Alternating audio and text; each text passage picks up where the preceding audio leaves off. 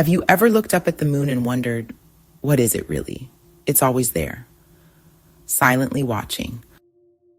But behind that glowing face lies a veil of mystery that scientists still can't fully explain, and that mystics have pondered for thousands of years. From unexplained lunar anomalies and hollow moon theories to ancient mythologies and spiritual teachings. The moon might be more than just a lifeless rock orbiting Earth. In this video, we're diving deep into the myths and mysteries of the moon, from the spiritual to the scientific, from the factual to the forbidden. So buckle up. What you're about to hear may just shift your entire perspective. Long ago, before the skies were lit by silver, before the earth knew the kiss of nightlight, there was no moon, only stars. Cold and distant, scattered across the heavens like ancestral embers. And then they came, two brothers, Wulwane and Impanku, ancient beings from the stars, watchers, wanderers, star people. According to the Zulu tribe, they descended not from the clouds, but from the far reaches of space. Beings not born of earth, but of a more ancient order. They were not gods, but they were not men either. They came with knowledge, with power, and with a mission. And in their journey across the galaxies, they carried with them an enormous hollow world, a vessel, a craft, a celestial engine, the moon. Yes, the moon, say the Zulu elders, was not formed from dust and fire. It was brought here, towed into orbit around the earth, as one would drag a chariot across the sky. The Zulu people say it was emptied, the inner mechanisms removed, to create a chamber, a base, a watchtower in the sky. And when the moon took its place in the heavens, the earth changed forever. The seasons bent to its gravity. The tides began to swell and sway. The menstrual cycles of women aligned with its rhythm, and under its glow, the creatures of night stirred as though awakened by a new master. But the story grows darker, for the Zulu and others say the moon is more than just a station. It is an eye, a device to watch, to influence, to control. Hovering above us, inhibiting our ability to love and evolve. And ever since its arrival, the world has been under its spell, entranced by its phases, enchanted by its glow, but poisoned by fear and hate. According to the Zulu myth, the moon and its reptilian inhabitants tug on the oceans, the earth, and on the human soul. In Zulu tradition, this tale is no bedtime story. It is sacred memory, a warning, and a riddle, reminding us that not all that lights the sky is made of light. Some things are placed to be seen, and some are placed to see. Now, let's discuss the moon, its anomalies, and its spiritual effects. During the Apollo missions, NASA installed seismometers on the moon's surface. When the lunar module impacted the moon, it rang like a bell for nearly an hour. This shocked the scientific community. Now, scientists say this might suggest a dry, rigid crust, but others, including NASA scientist Dr. Gordon McDonnell, have suggested the moon might be hollow or contain large cavernous regions. Hollow moons aren't supposed to exist, but the moon has repeatedly shown unexpected seismic behavior. Some researchers claim that the moon may have a metallic inner shell, based on the way seismic waves travel through its crust. Then, there's the issue of processed metals found on the moon, including brass, mica, and even elements like uranium-236 and neptunium-237. These radioactive substances are not typically found in nature and are certainly strange on a natural satellite. Coincidentally, titanium levels on the moon are extraordinarily high, far more than on Earth. Why would a lifeless rock contain so much of a space-age metal? These strongly corrosion-resistant materials act as reinforcement for the structure of the moon. In fact, there are thousands of moon craters on the moon. However, the craters are all the same depth, no matter the width of what impacted it, as if there is titanium metal shell inside of the moon. Even stranger, are the geometric formations visible in lunar photography. Some researchers point to hexagonal craters, grid-like arrangements, and unusual tower-like structures. Could this be evidence of intelligent design? Which brings us to the spaceship moon theory. Proposed by Soviet scientists Vasin and Shcherbakov in the 1970s, it suggests that the moon is actually a massive ancient spacecraft, possibly an observation station or even a hollowed-out titanium, reinforced planetoid, altered by unknown intelligences and covered with cosmic debris to appear natural. As you heard, Zulu shamans in Africa, like Credo Mutwa, passed down stories that the moon was brought here and is a machine used to control weather and consciousness. According to them, before the moon, there were no seasons, and there was a blanket of water vapor covering the planet. When the moon was placed, the vapor fell at once and created a cataclysm. The Zulu were aware that the moon changed tides and climates hundreds of years ago before science. So, is it possible that the moon isn't a natural body at all, but something placed here? The moon's orbit is nearly circular like a planet, much more so than other moons in the solar system, which tend to be more elliptical. It also rotates at just the right speed to keep only one face visible to Earth at all times, a phenomenon known as tidal locking. And yet from Earth, the moon appears the exact same size as the sun, allowing for perfect total solar eclipses. Many scientists admit this is an astronomical coincidence. But what if it's not a coincidence at all? Radiometric dating of lunar rocks suggests some are over 5.3 billion years old, older than Earth itself. How can the moon be older than the planet it supposedly formed from? Is it foreign to our solar system? Taken together, these anomalies paint a picture that challenges everything we think we know. Are we looking at a natural satellite or a constructed object placed here by an ancient intelligence? The moon's mysteries don't end with science. In fact, they may just begin there. Across cultures and centuries, the moon has been revered not just as a celestial object, but as a living symbol, a force of nature deeply intertwined with spirit, psyche, and fate. In Greek mythology, the moon was personified as Selene, then later Artemis the huntress and guardian of the wild.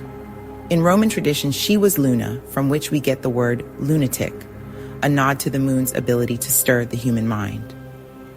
In Hinduism, the moon is Chandra, the emotional, mind-centered force of Soma, the sacred nectar of the gods.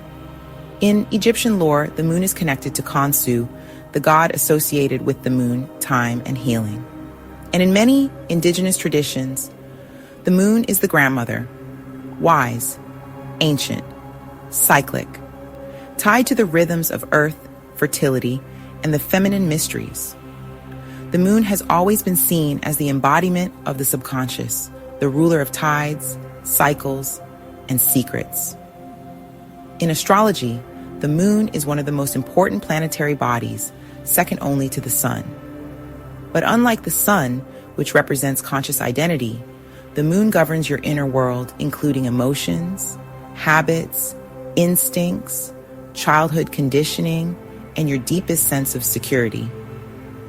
Your moon sign, which is the zodiac sign the moon was in at the time of your birth, reveals how you feel, not how you act. It points to your emotional language, your private self, and even your soul's memory. The moon also governs the feminine, the mother, and intuition. In your birth chart, it shows your relationship with emotional needs, with the past, and with your sense of belonging. And just like the moon goes through phases, so do we. In astrological timing, the moon's 28-day cycle. From new moon to full moon and back, it creates powerful energetic windows. New moons are for planting intentions. Waxing moons build momentum. Full moons are for culmination, clarity, and release. Waning moons are for reflection and surrender.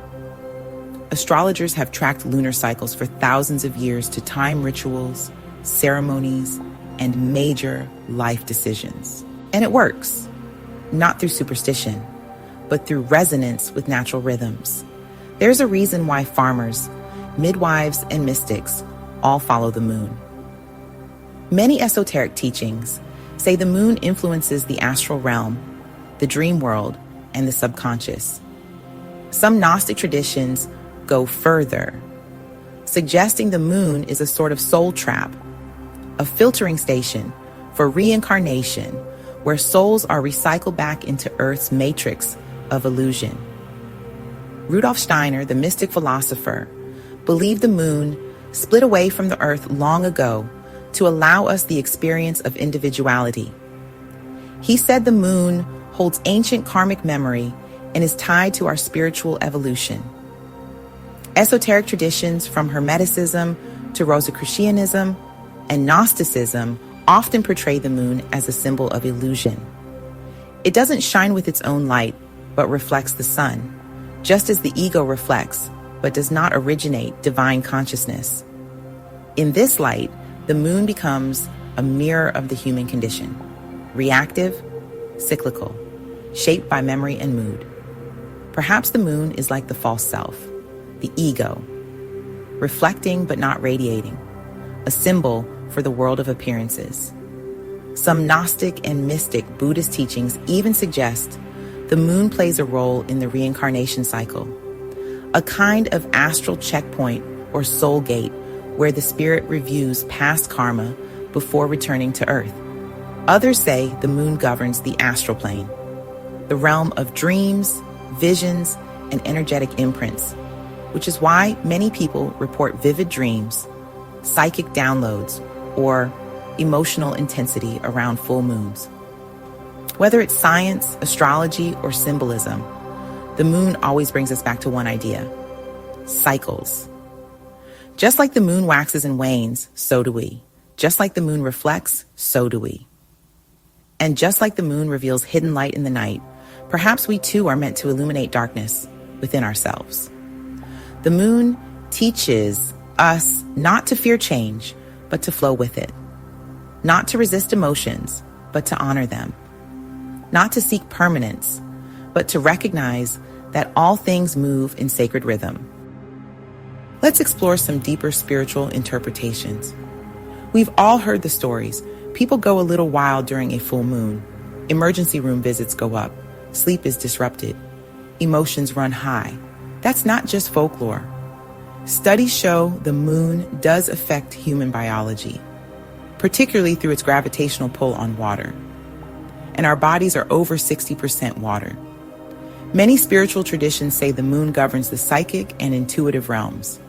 It's a time when the veil between worlds is thinner, when visions, dreams, and emotional truths surface. But some researchers and channelers like David Icke and Barbara Marciniak claim the moon might be used as a frequency modulator, a satellite that broadcasts a signal to Earth, keeping humanity locked in a narrow range of perception. A kind of illusion generator creating time loops, repetitive karma, and emotional turbulence. This is similar to the stories of the Zulu tribes. Could the moon be part of an artificial matrix? Not unlike the digital one in the film The Matrix, keeping souls trapped in cycles of rebirth? Others suggest the moon is a gateway or a dimensional portal that allows entry and exit into Earth's spiritual ecosystem. Shamans, psychics, and energy workers often report lunar alignments enhancing astral projection, lucid dreaming, and higher guidance.